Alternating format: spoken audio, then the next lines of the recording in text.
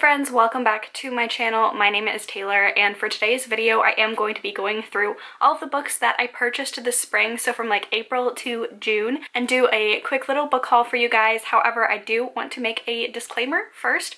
I would feel a little weird just uploading this footage without speaking a little bit about what is going on in America right now. I know I don't have the biggest reach here and I can't do anything in terms, I know a lot of creators are being so wonderful with Black Lives Matter and they are donating their AdSense to the cause. They are donating, you know, AdSense or sponsorship money. I am not a monetized channel, I just do this for fun, so I can't really offer anything in the way of that, but I will say get informed, register to vote. Black Lives Matter. If you don't believe that, this is not a channel for you. I don't want people who don't believe in that basic human right to watch my videos. So I will be leaving links down below for places you can donate, places to get more information and education. I have donated myself. I would encourage all of you guys to donate as well. I know this is a very scary time financially for a lot of people as well, so you don't have to donate some crazy amount. Just think of if every single person donated even $1 to these charities, then that would still make a really huge difference. So I definitely encourage you to get informed, get involved, speak up. Black Lives Matter. They matter on this channel, and I am more active on Instagram. I do have a little bit of a bigger platform on there than on YouTube, so I have been doing a lot of outreach on there and sharing information. So as always, my Instagram is down below, but I will be leaving other resources for you guys as well, and also just kind of making a pledge to myself, looking at the books that I am hauling. They're not as diverse as they could be, so definitely, I mean, this is obviously not the end-all be-all of social justice or the most relevant to what is happening right now in fighting against police brutality and fascism in America, but I think that we can all do a little bit better about reading Black voices, reading Black literature, and not necessarily like Black nonfiction or Black books about the injustices that Black Americans or Black people in general have, just reading books just written by Black authors. So I am definitely going to be making more of an effort to put those into my reading, just as one more way of showing my support and showing that I, you know, am putting my money where my mouth is and just uplifting these voices and being a better ally. I think that's something that I know a lot of white people struggle with, is not knowing the right things to say, worrying about saying the right things or doing the right things, and that is a privilege that we have, and saying something imperfectly is better than not saying anything at all and just kind of showing it that you're there. So I'm pledging to be better. I mean, I kind of have a diverse stack, but there's no Black authors, I don't think, on this list right now. This is kind of my personal vow that my next book haul is going to be a whole lot more diverse and just something that I am really going to try and focus on this year. It was already a goal of mine for this year, but really make a concentrated effort. Bit of a lengthy introduction, but I'm just gonna go ahead and get into all of the books that I purchased. The first books that I'm going to talk about are actually a series of graphic novels, and they've quickly become one of my new favorites. I read the first book in this series online through Hoopla, through my library, and I just loved it so much I knew that I wanted to pick up all of the other issues in person. So I went out and bought, well, I didn't go out. I went ahead and ordered those, and that would be the Monstrous graphic novel series. So I have 1 through 4 here. So I have Volume 1, The Awakening, Volume 2, The Blood, Volume 3, Haven, and Volume 4, The Chosen. So I'm just going to read the synopsis because a lot is going on in this graphic novel series, and it's wonderful. So its own voices, Asian representation. Marjorie Liu and Sana Takeda are both Asian women, and this is a delightfully inclusive series. You have people of all colors and orientations just living their best high fantasy steampunk life. It's really good. So set in an alternate world of Art Deco beauty and steampunk horror, Monstrous tells the epic story of Micah Halfwolf, a teenage survivor of a cataclysmic war between humans and their hated enemies, the Arcanics.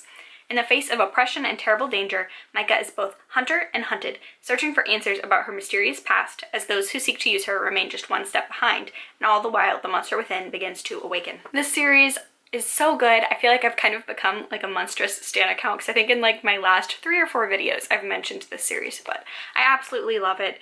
The artwork is just stunning. I love the art style. I love the story. It is a 10 out of 10 graphic novel series for me. It really toes like some of my favorite lines between horror and dark fantasy, and I absolutely love them for that. Another book that I purchased recently, going along with things that we stan on this channel, that's going to be Stephen King's If It Bleeds. This is a short story collection. I have also read this one already as well, and I do have a full video linked down below for you guys discussing each short story in full.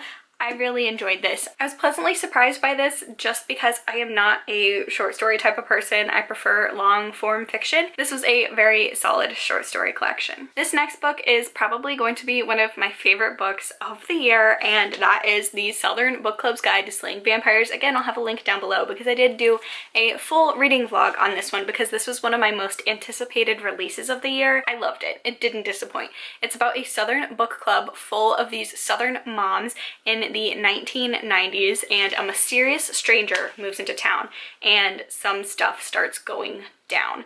They are a book club that reads exclusively true crime, and they suspect that their new neighbor might be a monster. They're thinking like a serial killer monster a la Ted Bundy, but he is potentially something even darker than that. I absolutely love this. Grady Hendrix can do no wrong in my opinion, and I really enjoyed this book. I highly recommend it to everyone. I think if you're looking to get into horror, I think this would be a really good start. I feel like this one or his other book, My Best Friend's Exorcism, would both be really good jumping off points for people who are looking to kind of dip their toe into horror but don't know where to start. And this book really feels like summer, so that was really nice to kind of read it and experience the spring into summer vibes, which, you know, we're not really getting because we've all pretty much been inside for the past couple months, so this is really great. The next couple of books I actually got for free in my neighborhood from our local free reading library.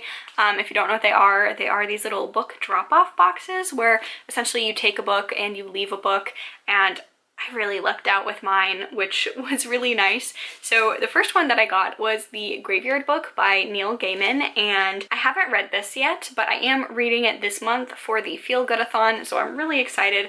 I haven't gotten that far into it at all. I'm on page 14, at least that's where my bookmark is, so I'm very excited to add this to my collection because it's just like a gorgeous book. It's such a production.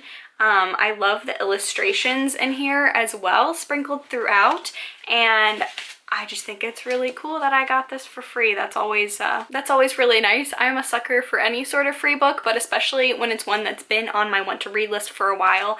That just makes it even better. Another amazing find. I was so thrilled when I found this, and that is Stephen King's Desperation. So thank you, random person, for giving this away for free. It's in amazing condition. I haven't actually read this one yet. Comment down below actually, because I've been seeing so many different things on whether you should read Desperation first or The Regulators first. I know they fit in together, and I don't own The Regulators, so I'll probably put off on reading this for a while, but a free hardcover, a free Stephen King hardcover in mint condition. I've seen this at my local half-price books a couple of times before, but like the covers have always been really ripped or damaged in some way, so I'm very excited to finally get this for free and add it to the collection this month. And then the last couple books are all from my book of the month pick for June. I actually skipped May because just none of them really interested me. I mean, some of them did, and I could see myself reading some of them, but they weren't any books that I was like really looking forward to, and I knew some were coming up in June, and also money's a little tight right now with the whole pandemic situation going on, so, and then that ended up being a good thing because this month I maxed out and got 3 total books. So the first one, I don't think it was a pick this month, and I'm actually kind of regretting it because there was another book that I wanted to get for this month, and I didn't realize I'd already put this one in my shopping cart, but I'm still looking forward to it. That's The End of October by Lawrence Wright. I don't know a lot about this one other than this is an electrifying thriller about a mysterious killer virus bringing the world to its knees. So I don't know when I'm going to get to this one because it hits a little close to home. And actually, when did this come out? Oh, this came out in 2020, so that's crazy. Okay, that's a little on the nose. I don't think it's the same as coronavirus. I could be wrong, so I don't know when I'll pick this one up. So I have been hearing buzz about this book from people who don't normally read, so I tend to try and pick up books like that when I hear of them, because when I tend to see a lot of people reading a book that don't normally read, I want to see what all the hype is about. So picked this one up, and it's just like a gorgeous cover, which I know you shouldn't cover buy, but like my whole aesthetic right now is very purpley. So we'll see what this one is about. I've been really in the mood to read thrillers. Well, I don't know if I'm going to be picking this one up soon because, again, pandemic, a little too on the nose for me. I am excited to get to it eventually. The next book I got was actually one of the June picks, and that was The Last Flight by Julie Clark, and I believe this is about two different women. So yeah, two women, two flights, one last chance to disappear.